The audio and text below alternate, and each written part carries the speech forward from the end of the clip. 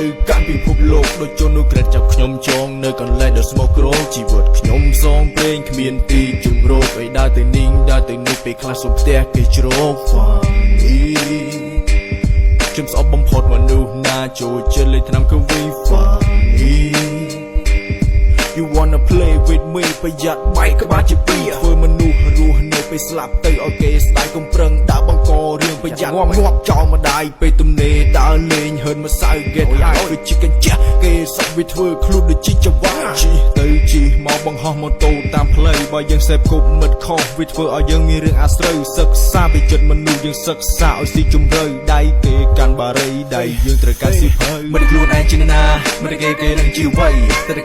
គិតមើលបានច្បាស់ជ្រើសរើសភ្លើងមួយដែលមានតម្លៃកុំឲ្យគេឌីកុំឲ្យគេជេរស្ដីបើជាយើងខំប្រឹងវាក៏មានកាយ5នាក់ទៅចុះនៅតែខ្លាចជាស្ដីទៅប្រាប់ខ្លួនឯងទៅរួចកំតែខ្លាចធ្វើអីឡើងចំណុចគោលដែលម្ចាស់ការលើខ្លួនឯងនឹងបើសិនជាយើងចង់ជោគជ័យយើងត្រូវតែប្រឹងប្រែងហើយ Do you know me